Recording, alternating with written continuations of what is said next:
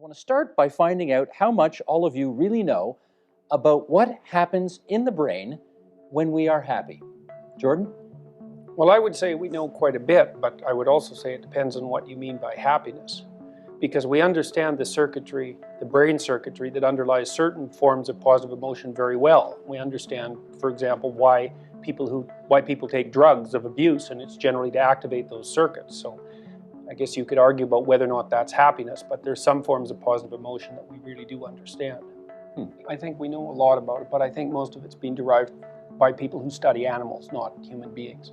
So for example, we know that you can make rats laugh by tickling them. So rats laugh ultrasonically if they're stimulated. They laugh when they're wrestling with one another, so they laugh when they're playing. We know that play is a primary positive emotional state, and that it's mediated by a particular kind of circuitry in the brains of mammals.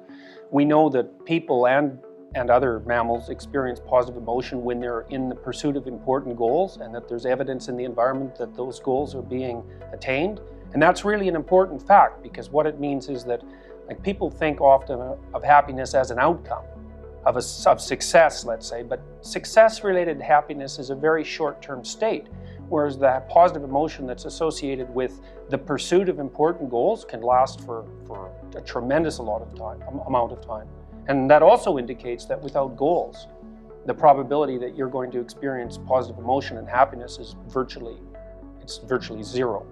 And those are all really important things to know, and we understand the neurobiology of those things to a great degree.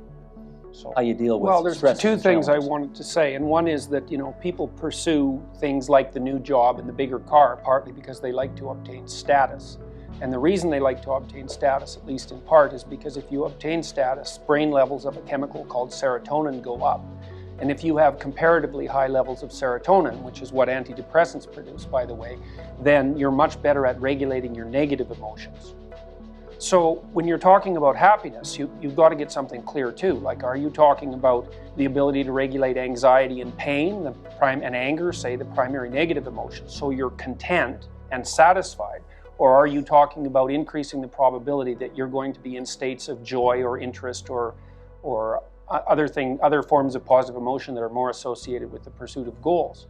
That's partly why definition is important before you start to ask the question about whether or not we understand the underlying neurobiology. Sure. You also have to treat acute suffering before you treat, say, lack of happiness. And the other thing too is that people who are brought to the attention of therapists are often not only unhappy, but they're having great difficulty with their social relationships. And so what's plaguing them, whether it's internal or external, is often socially disrupting. And so part of the reason that clinicians have concentrated on the alleviation of negative emotion is because you put the biggest fire out first. So it's not merely arbitrary. There's real logic behind it. Is the neutral state of the brain happy, unhappy, nothing? What is it? Neutral, generally speaking, is mildly exploratory. So mildly positive. So the brain generally is set up by default so that if your basic needs are met and you're satiated, you're going to be mildly curious about your surrounding. And the reason for that is that when everything else is going well, you might as well forage around and learn something. And that's a mildly positive state. Okay. Keep in mind that people differ temperamentally for biological reasons in their capacity to be happy at baseline. So for example, introverted people tend to be less happy. And the reason for that is that extroversion is associated primarily with activation of the underlying circuitry that's responsible for positive emotion. So extroverts, for example, have more activity in the left prefrontal part of the brain when they're in a resting state. And that's associated with approach system activation. The other thing that's really worth pointing out is that there's lots of pathologies associated with excessive positive emotion. So mania, for example, is a disease of positive emotion. And people who are possessed by positive emotion and who are overly optimistic gamble more, they're more likely to take drugs, they're more likely to look for short-term outcomes in economic games, so they bet heavily in the stock market and they're overly optimistic about it, and we've seen what that caused.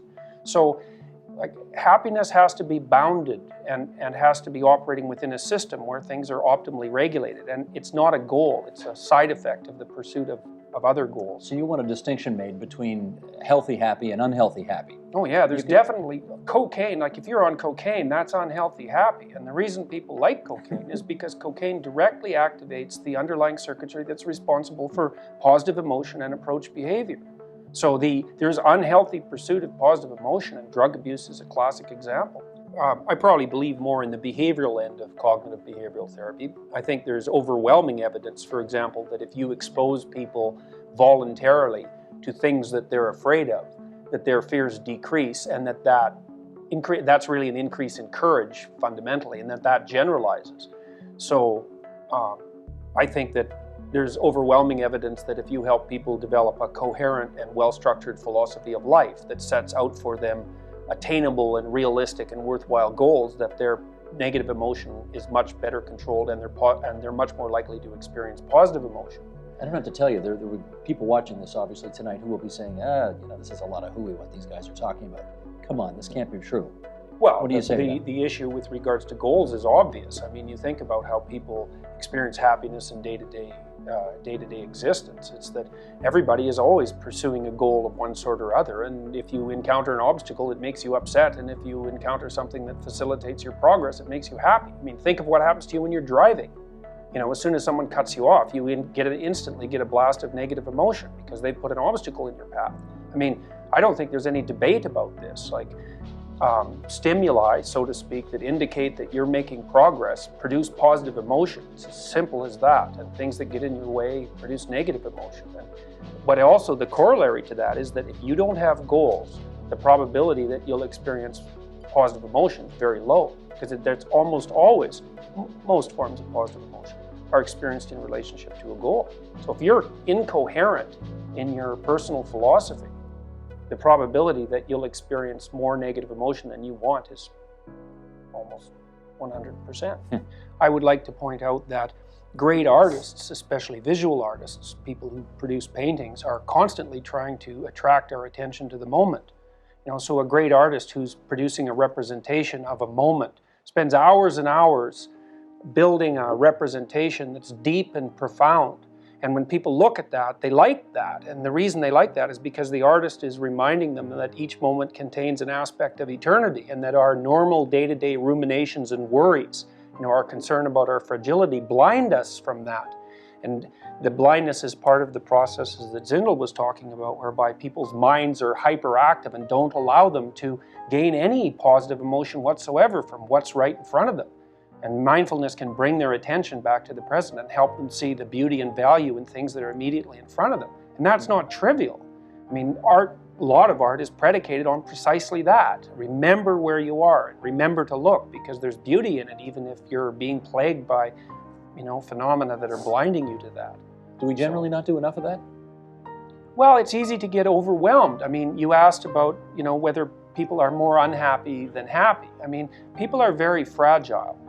They're prone to mental illness, and they're prone to the dissolution of their families and to physical illness. And it's easy to get preoccupied by that. And our nervous systems are set so that most of us experience a loss of a certain magnitude as more punishing than we would experience a gain of the same magnitude. And the reason for that is our nervous systems are tilted to protect us. And partly we're protected by anxiety and pain. And so they're necessary, but of course they can become pathological conditions in and of themselves, particularly because we're self-conscious, and start to blind us to what's good about life. Mindfulness, at least in part, it's based on Buddhist teachings to some degree that attempt to remind people that there are very worthwhile things about existence that are right in front of their faces. And that's not trivial. Will these replace antidepressants some days, these new techniques we're talking about tonight? Well, someday is a long way off, and lots of things are going to change in the next 20 years, and I don't think there's any way of seeing the future. But I think that different situations call for different interventions. I mean, with some people, as the others have pointed out, their depression is so solidly locked in and they're in such an agitated state that being able to concentrate even long enough, or even being able to attend mindfulness sessions, is really out of the question. And those are people who are often at high risk for suicide. And you don't want to limit the options that are available to people who are suffering. The advantage to the mindfulness training is that it's a non-drug option. And because it involves learning, it's likely to be more permanent. And also the probability that it's going to produce negative side effects is very low, which is something you can't necessarily say about medication. So I don't think it's an either-or issue. I mean, people have a lot of problems, and it's because people are fragile, and every tool we have to address that is a worthwhile tool if it's used properly.